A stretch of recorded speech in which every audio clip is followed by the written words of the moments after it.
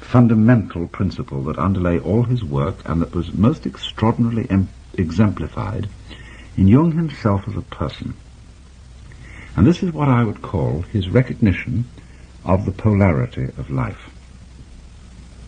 That is to say, his resistance to what is to my mind the disastrous and absurd hypothesis that there is in this universe a radical and absolute conflict between good and evil, light and darkness, that can never, never, never be harmonized. This conflict has come up to us in a very vivid way in recent days with the trial of Adolf Eichmann. And with Arthur Koestler's passionate denunciation of any sort of philosophy of life, and he's thinking in mind, he has in mind particularly Eastern philosophies like Buddhism and Hinduism, which so slur the absolute differences between good and evil that in their name one could justify the sort of crimes which were committed in the concentration camps of Germany. And it's interesting too that certain people accused Jung also of Nazi sympathies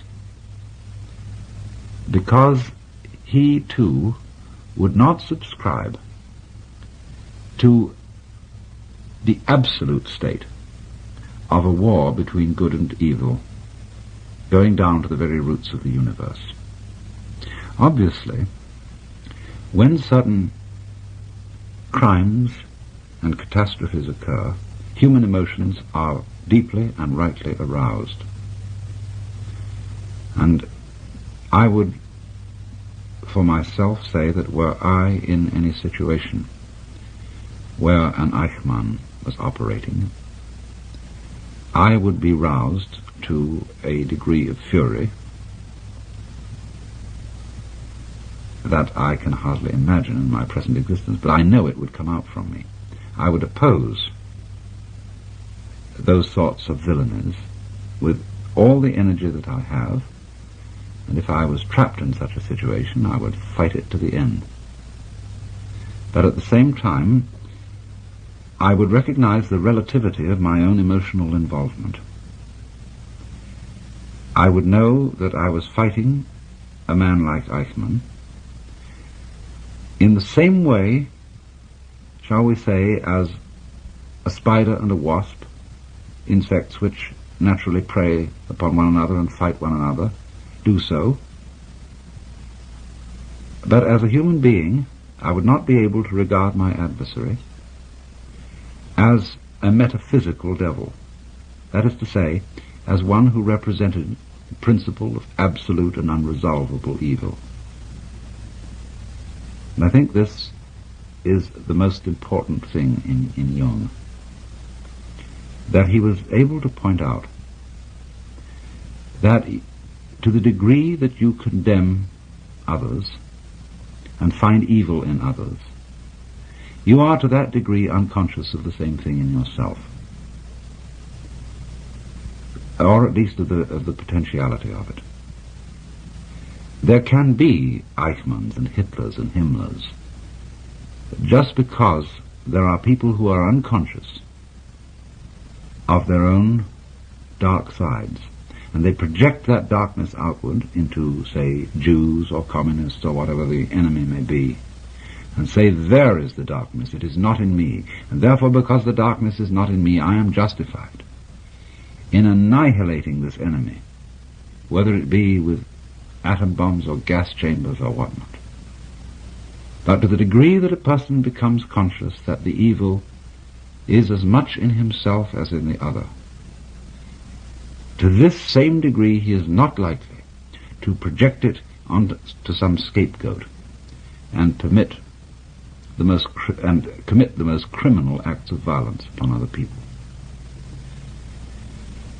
Now this is to me the primary thing that Jung saw, that in order to admit and really accept and understand the evil in oneself, one had to be able to do it without being an enemy to it. As he put it, you had to accept your own dark side. And he had this preeminently in his own character. I had a long talk with him back in 1958, and I was enormously impressed with a man who was obviously very great, but at the same time with whom everyone could be completely at ease. There are so many great people, great in knowledge or great in what is called holiness, with whom the ordinary individual feels rather embarrassed. He feels inclined to sit on the edge of his chair and to feel immediately judged by this person's wisdom or sanctity. Jung managed to have wisdom, and I think also sanctity, in such a way that when other people came into its presence, they didn't feel judged. They felt enhanced, encouraged, and invited to share in a common life. And there was a sort of twinkle in Jung's eye that gave me the impression that he knew himself to be just as much a villain as everybody else. There's a nice German word, Hintergedanke, which means a thought in the very far, far back of your mind. Jung had a Hintergedanke in the back of his mind, which showed in the twinkle in his eye. It showed that he knew and recognized what I've sometimes called the element of irreducible rascality in himself. And he knew it so strongly and so clearly, and in a way so lovingly, that he would not condemn the same thing in others, and therefore would not be led into those thoughts, feelings, and acts of violence towards others, which are always characteristic of the people who project the devil in themselves upon the outside, upon somebody else, upon the scapegoat. Now this made Jung a very integrated character. In other words, here I have to present a little bit of a complex idea. He was a man who was thoroughly with himself. Having seen and accepted his own nature profoundly, he had a kind of unity and absence of conflict in his own nature, which had to it this additional complication that I find so fascinating. He was the sort of man who could feel anxious and afraid and guilty without being ashamed of feeling this way. In other words, he understood that an integrated person is not a person who simply eliminated the sense of guilt or the sense of anxiety from his life, who is fearless and wooden and a kind of sage of stone. He's a person who feels all these things, but has no recrimination against himself for feeling them. And this is, to my mind, a profound kind of humor. You know, in humor there's always a certain element of malice.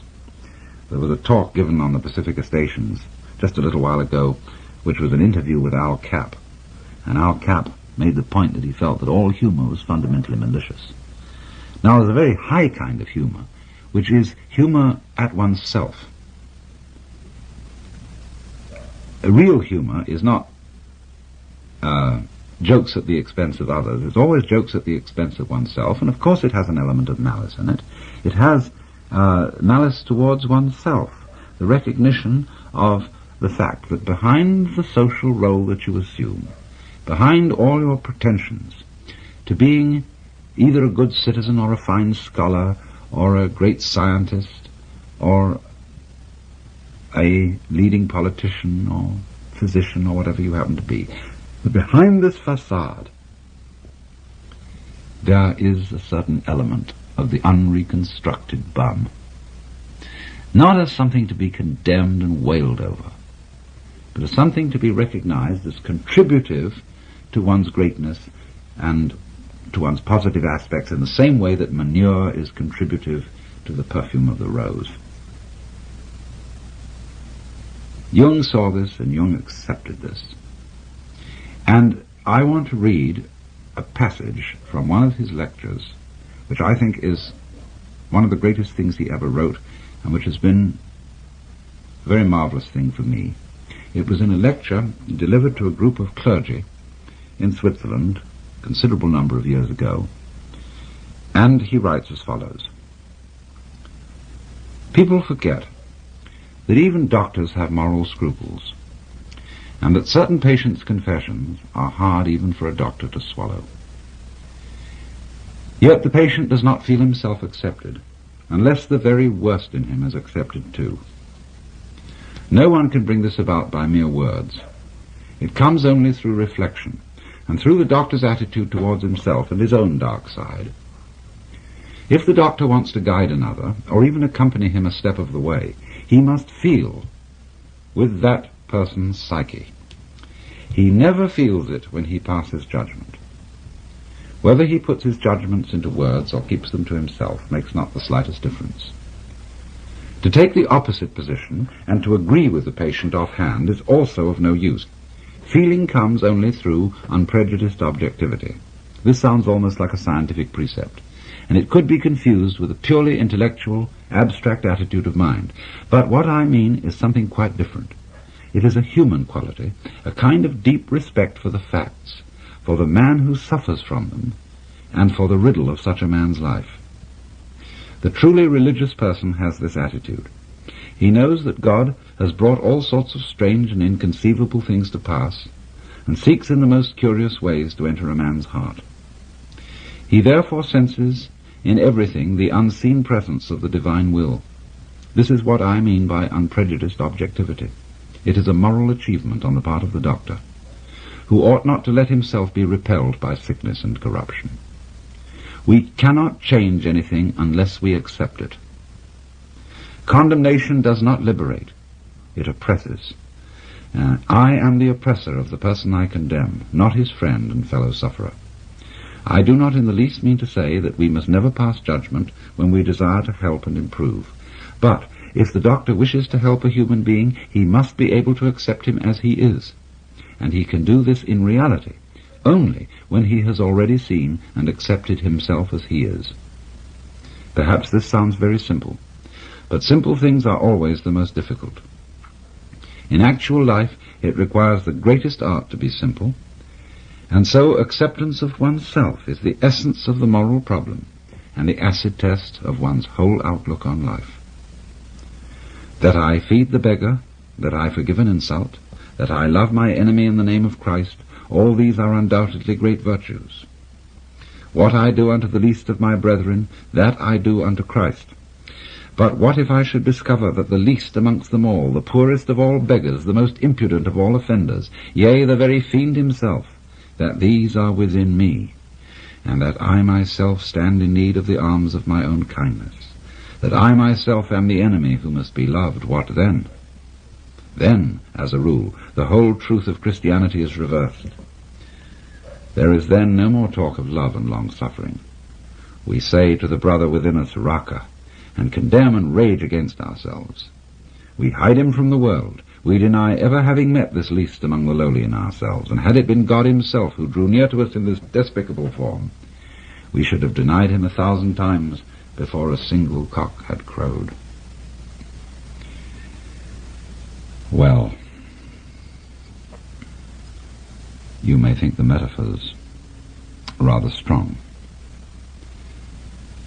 but I feel that they are not so needlessly. This is a very, very forceful passage, and a memorable one in all Jung's works,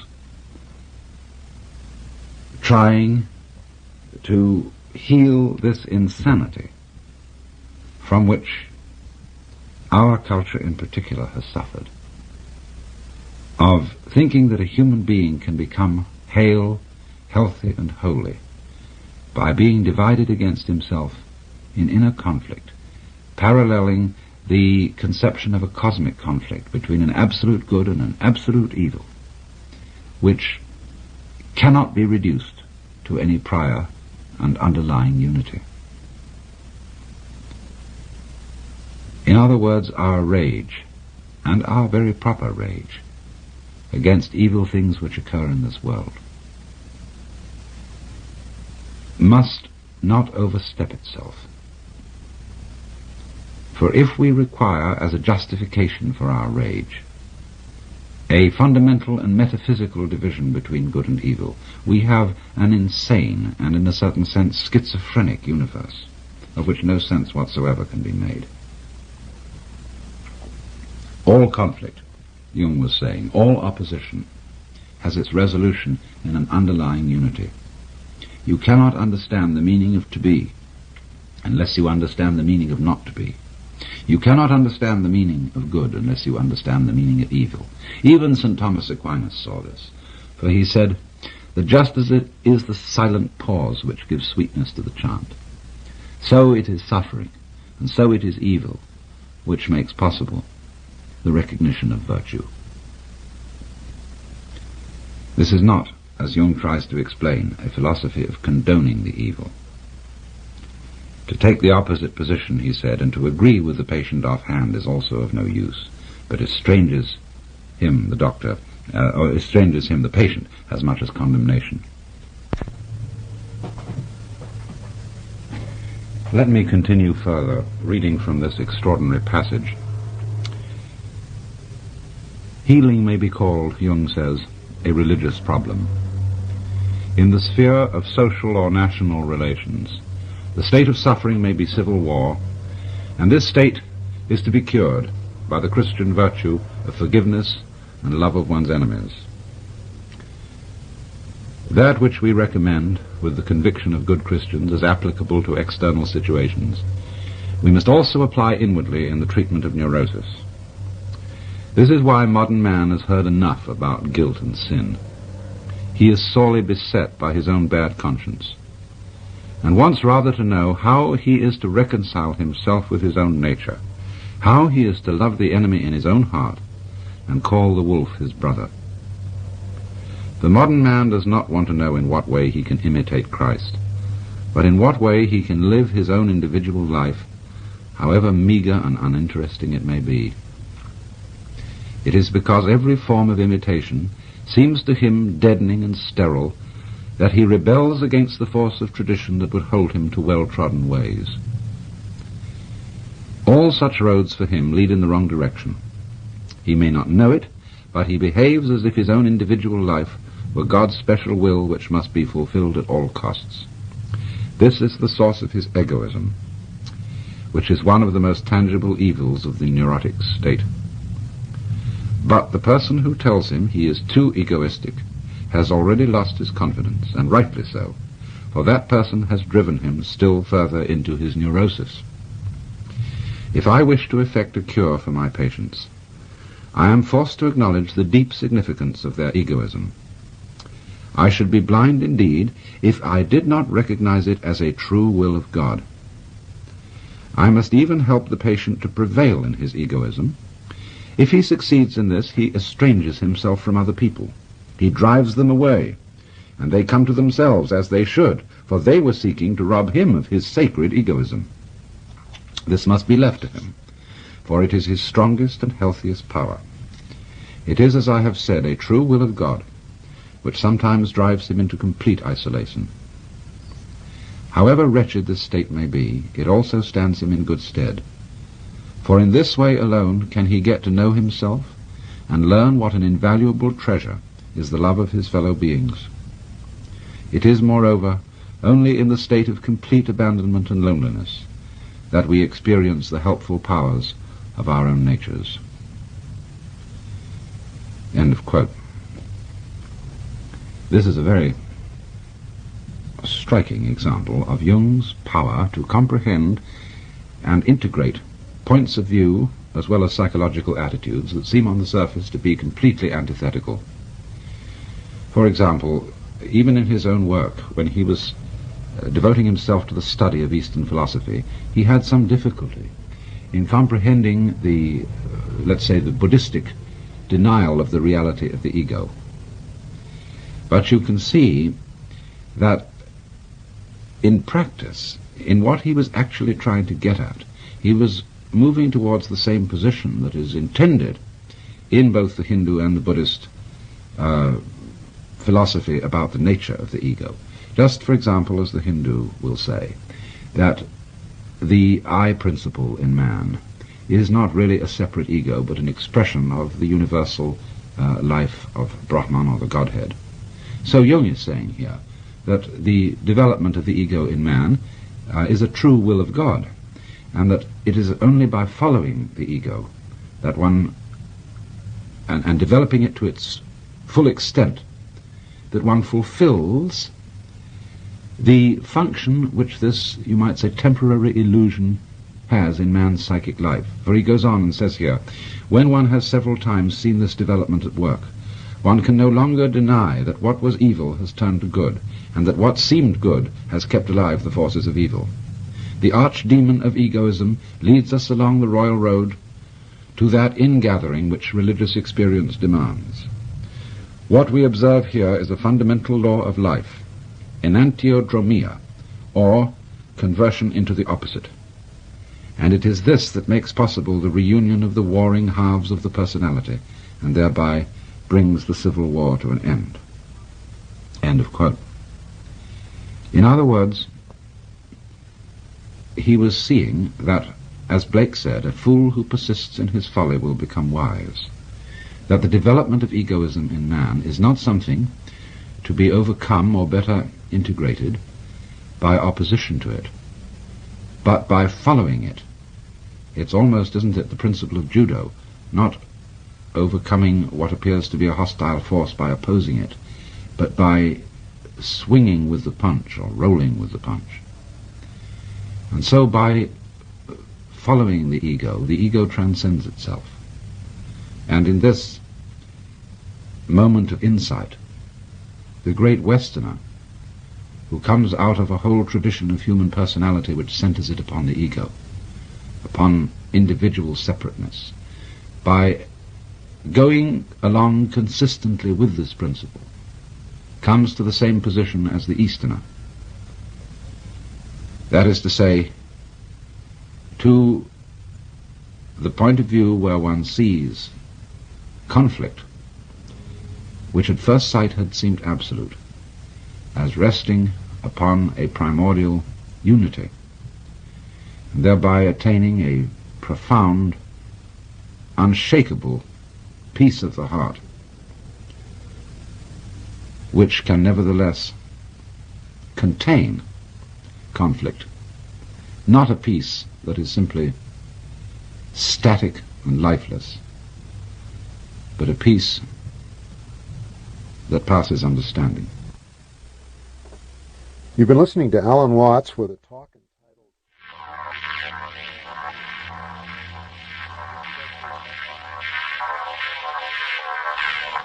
Finishing off our lecture tribute to Carl Jung tonight on Alan Watts here on WFMU. And we'll be right back in a second with part 2. Tonight's program is Seeing Through the Game, taking us until 7 o'clock, and Joe Frank at that time. This is Freeform listener-sponsored WFMU in Jersey City. Alan Watts, brought to you every Thursday night at 6. And you can write to us for more information, P.O. Box 2011, Jersey City, New Jersey 07303. Stay tuned.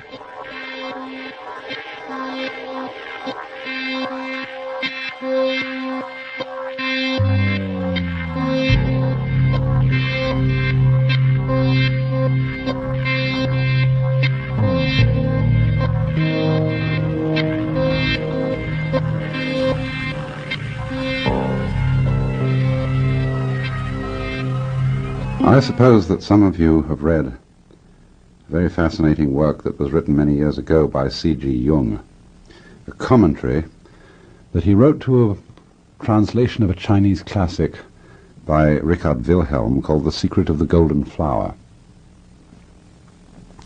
Now you may remember that in that commentary he takes up the very fascinating problem of the dangers inherent in the adoption of Oriental ways of life by Westerners, but more particularly the adoption of Oriental spiritual practices such as yoga. And I remember I learned a great deal from that essay and appreciated it very much in ever so many ways, because even in my own fascination with forms of Oriental philosophy, I've never been tempted to forget that I'm a Westerner. But as I think this essay over, I'm not sure that Jung discouraged the practice of yoga by Westerners for quite the right reasons. I find so often the difficulty in Jung's ideas lies in his theory of history, which is, I feel, a hangover from 19th century theories of history encouraged by Darwinism, namely that there's a sort of orderly progression from the ape through the primitive to the civilized man. And of course, naturally at that time, that was all hitched in with the theory of progress. And it was highly convenient for the cultures of Western Europe, which were then one up on everybody else, to consider themselves in the van of progress, and when they visited the natives of Borneo and Australia and so on, to be able to feel that they were perfectly justified in appropriating their lands and dominating them because they were giving them the benefits of the last word in evolution.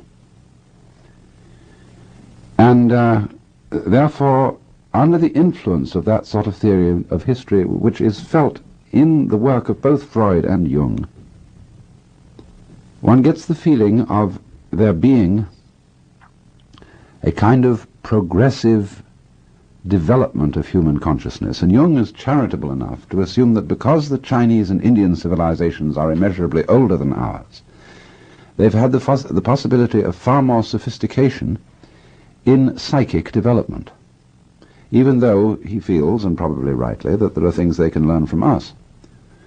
But the reason why he discourages the Westerner from the practice of yoga is that he says this is a discipline for a far older culture than ours, which along certain lines has progressed much further and has learned certain things that we haven't mastered at all yet.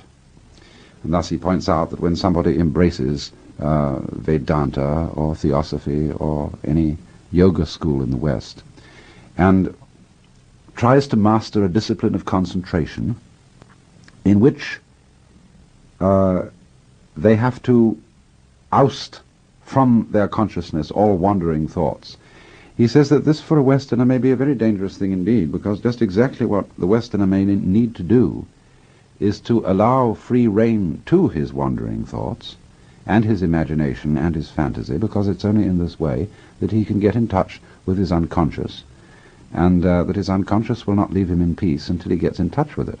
And he assumes the members of Oriental cultures have done this long before they went in for yoga practice. Now, I don't think this is quite true. But I do think there are other reasons why Western people need to exercise a good deal of discrimination and caution in adopting Eastern disciplines and ways of life. In other words, it's rather like the problem of taking medicine.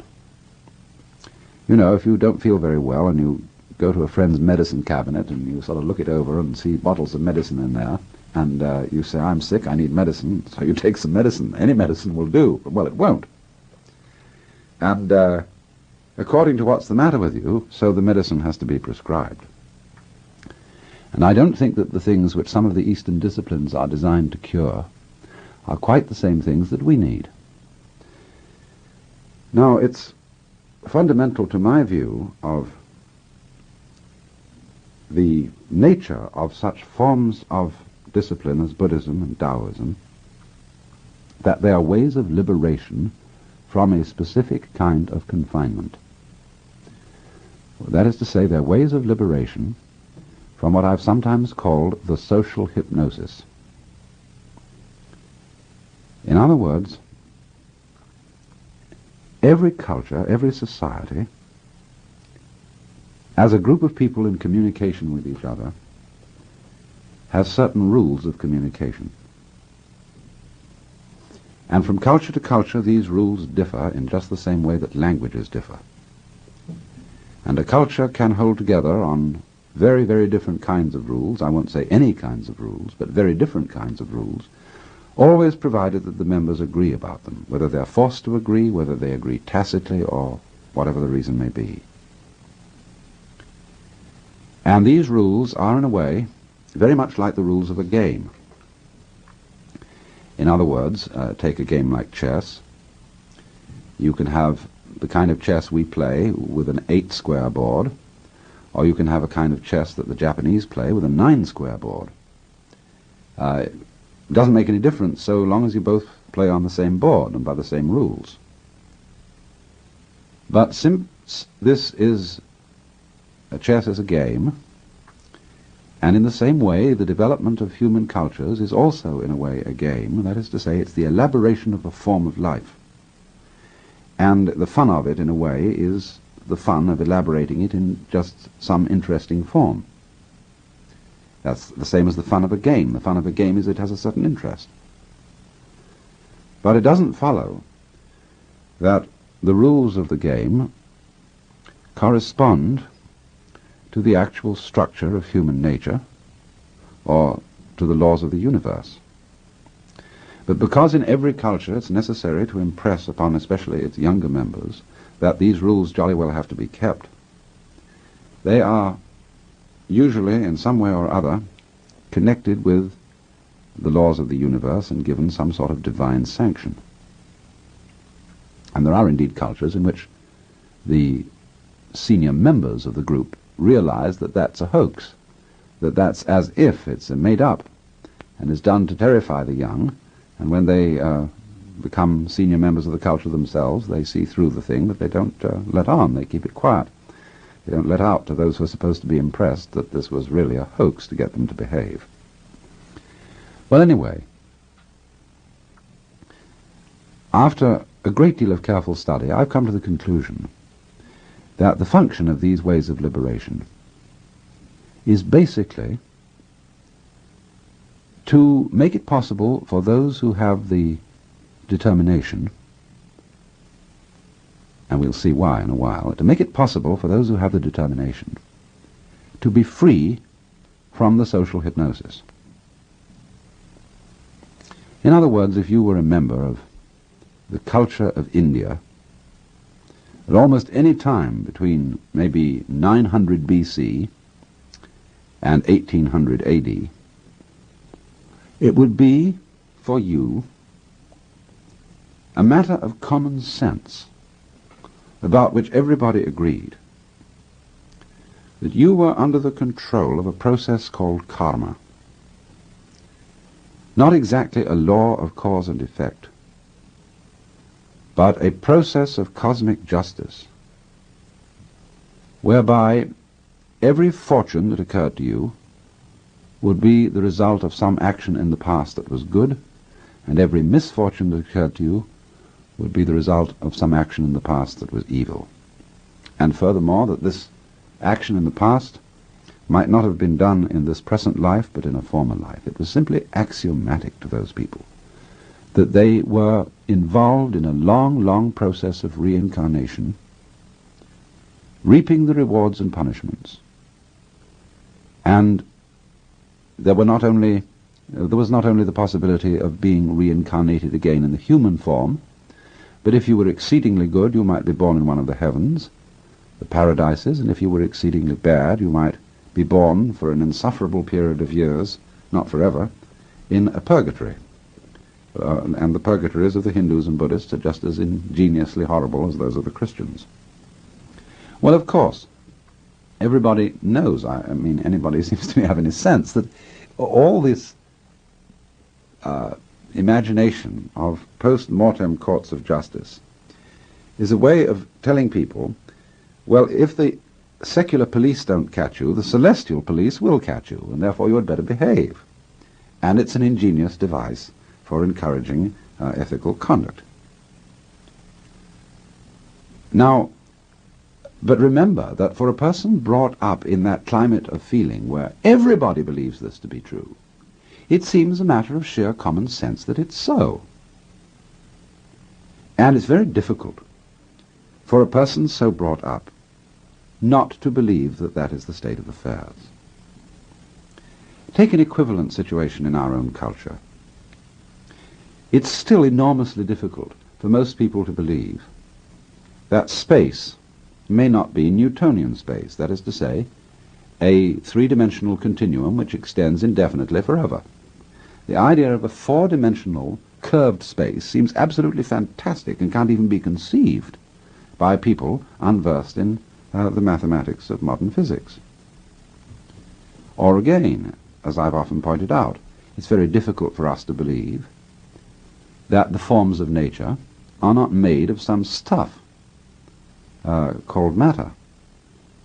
That's a very unnecessary idea from a strictly scientific point of view, but it's awfully difficult for us to believe it. To believe, in other words, that there isn't this underlying stuff. And not so long ago, it was practically impossible for people to conceive that the planets did not revolve about the Earth encased in crystalline spheres. And it took a very considerable shaking of the imagination when astronomers began to point out that this need not necessarily be so. All right, so now let's go back to the problem of somebody living in the culture of ancient India. Here it is, as a matter of common sense, you see, that he is going to be reborn. Now, there's some, perhaps, exceedingly intelligent person who, for one reason or another, discovers that this idea is not so. After all, when you get such disciplines as Vedanta and Buddhism, they say that the ultimate goal of the discipline is release from the rounds of rebirth, and incidentally also, which is fundamental to it, release from the illusion that you are a separate individual confined to this body. But so far as both of these things are concerned, they also say that the person who is liberated from the round of rebirth, as well as from the illusion of being an ego, sees, when he is liberated, that the process of rebirth and the whole cosmology of reincarnation and karma, as well as the individual ego, are in a way illusions. That is to say, he sees that they are maya, and I would like to translate maya at this moment, not so much illusion, as a playful construct, a social institution. So he sees, you see, that those things are not so. They are only pretended to be so. And you see, he ceases to believe in karma and reincarnation and all that in exactly the same way that a modern agnostic no longer believes in the resurrection of the body at the day of judgment. I know this to be so because although you will get very many Hindus and Buddhists who say that they believe in reincarnation and come over here and teach it as part of the doctrine of Vedanta or Buddhism, the most sophisticated and the most profound, I'll say perhaps profound rather than sophisticated, Buddhists that I have known have said that they don't believe in it literally at all. And so I could say that those who do believe in it simply because it's part of their culture, and they've not yet been able to be liberated from it. And so it seems to me very funny indeed when Western people who become interested in Vedanta or Buddhism, that is to say, in forms of discipline to liberate Hindus and Chinese people from certain social institutions, Western people adopt it and then also adopt the ideas of reincarnation and karma from which these systems were designed to liberate them. Of course, they adopt them because they feel it's consoling that one will go on living, and that wasn't the point at all. Or that it explains something, that why one suffered in this life was not because the universe was unjust, but because you committed some misdeed in the past.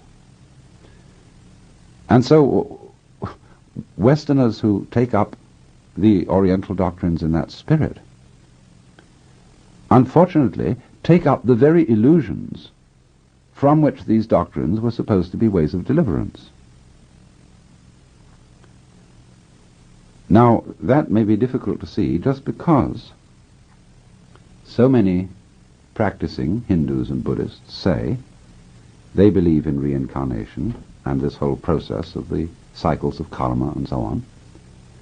And they, after all, are practicing it, and they should know. Well, now look here, there's a certain good reason why they shouldn't. Of course, I'm making an exception of the Indian or Chinese who's been educated in Western style. And he ceases to believe, maybe, in the cosmologies of his own culture, but he's not liberated in the Buddhist sense, because in receiving a Western education he's become a victim of our social institutions instead, and I mean, he's just exchanged, as it were, one trouble for another. But when you take the situation as it stands, or as it did stand in India, isolated from Western culture, obviously no society can tolerate within its own borders the existence of a way of liberation, a way of seeing through its institutions, without feeling that such a way constitutes a threat to law and order. Anybody who sees through the institutions of society and sees them for, as it were, creative fictions, in the same way as a novel or a work of art is a creative fiction, anybody who sees that, of course, could be regarded by the society as a potential menace. But then you may ask, well, if Buddhism and Vedanta and so on were indeed ways of liberation, how could Indian or Chinese society or Burmese society have tolerated their presence? Well, the answer lies simply in the much misunderstood esotericism of these disciplines. In other words, that those who taught them, the masters of these disciplines, made it incredibly difficult for uninitiated people to get in on the inside. And their method of initiating them, in a way, was to put them through trap after trap after trap to see if they could find their way through. In other words, such a master would not dream of beginning by disabusing the neophyte and saying, well, you know, all these things you heard from your father and mother and teachers and so on were fairy tales. Oh, no, indeed. He would do what is called in Buddhism, exercise the use of upaya, the Sanskrit word meaning skillful devices or skillful means, sometimes described as giving a child a yellow leaf to stop it crying for gold. After all, when you approach one of these ways of liberation from the outside, it looks like something very, very fantastic. Here you are literally going to be released from a literally true and physical cycle of endless incarnations in heavens and hells and all kinds of states. And therefore, naturally, to do that, what an undertaking that must be. What a wonderful, extraordinary person you've got to become. And so the neophyte is ready for almost anything. And the teacher, because the fundamental problem in this whole thing is for him to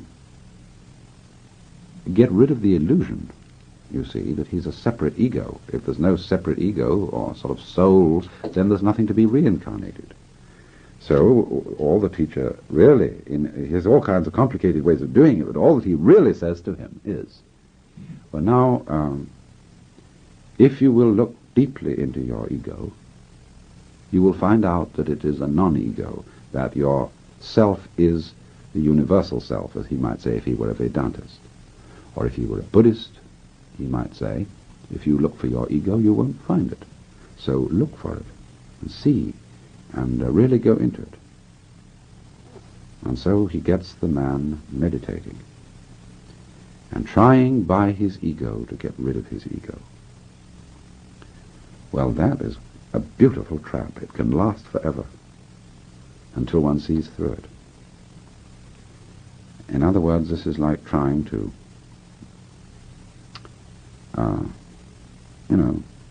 sweep the darkness out of a room with a broom. Or it's like, it's worse than that. Jung rather, had a nice figure for it. Beating a drum in search of a fugitive.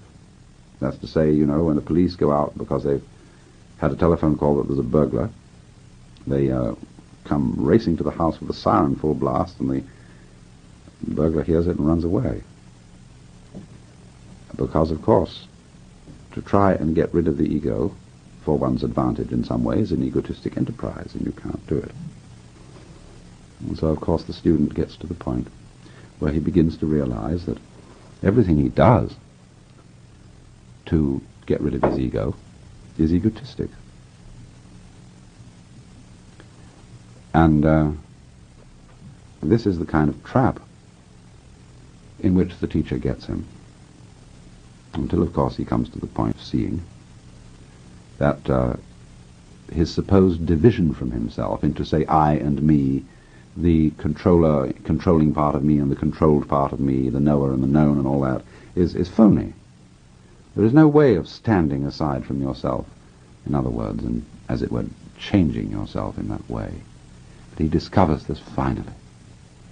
And at the same time, he discovers, almost at the last minute, you might say, the fallacy, or rather the fantasy nature, the game-like nature of the system of cosmology which has existed to, as it were, underpin or give the basic form of the social institutions of his particular culture or society.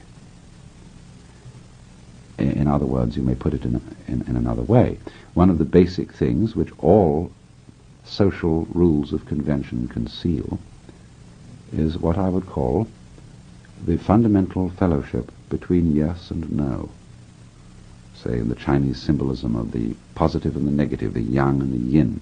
You've seen that symbol of them together like two interlocked fishes. Well, the great game, the whole pretense of most societies that these two fishes are involved in a battle. There's the up fish and the down fish, the good fish and the bad fish. And there's out for a killing. And the white fish is one of these days going to slay the black fish.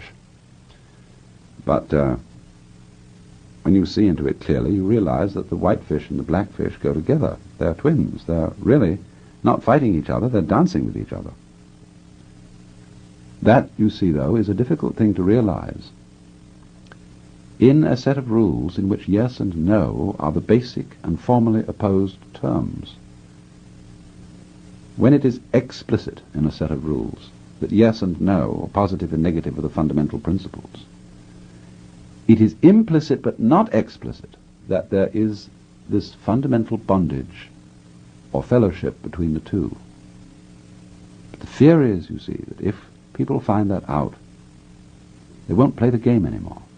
Supposing a certain social group finds out that its enemy group, which it's supposed to fight, is really symbiotic to it.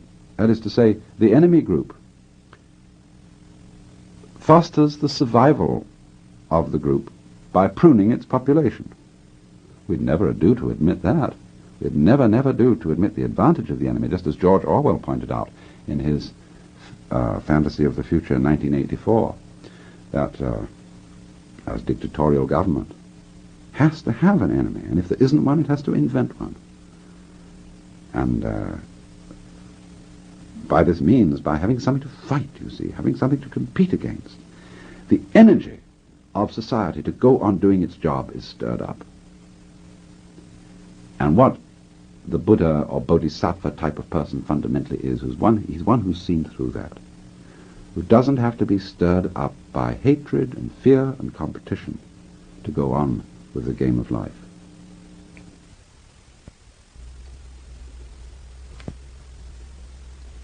You've been listening.